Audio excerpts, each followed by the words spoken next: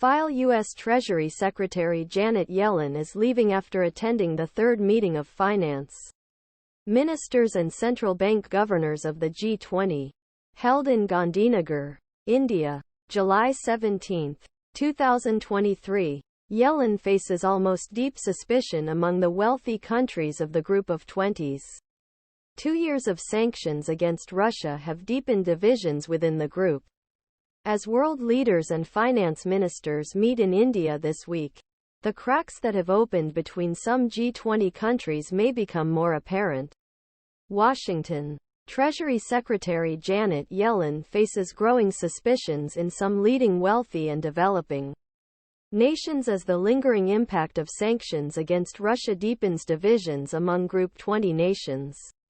With world leaders and finance ministers meeting in India for the G20 summit this week, cracks have emerged and alliances are tightening between some countries that have long resisted U.S. efforts to impose economic punishment for its war on Moscow.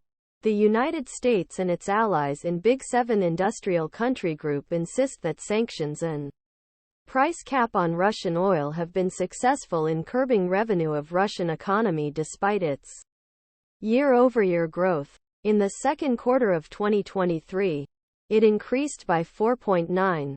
Meanwhile, Russia and China have also declared an unlimited partnership of their own.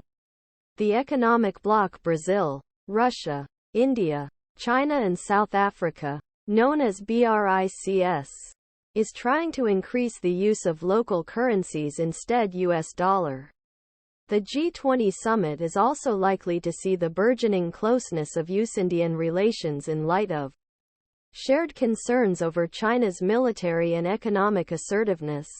As Presidents Joe Biden and Yellen visit New Delhi, they will have to navigate a more fragmented economic and political environment during tough negotiations to secure food energy supplies for developing countries.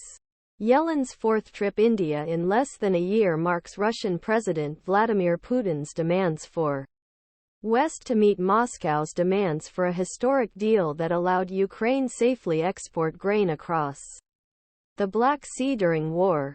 It took place shortly after he said it would not be reinstated until he met her.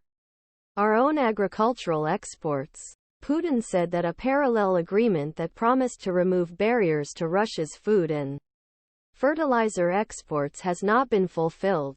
Russian officials also complain that restrictions on shipping and insurance are hampering agricultural trade. Despite shipping record amounts of wheat since last year, Russia hopes that Ukraine can use its power over Black Sea exports as a bargaining chip to reduce Western sanctions. I think it's a combination of different factors that makes it difficult for G20 to work in harmony, as it has in the past, said Rachel Ziemba, senior associate researcher at Center for New American Security.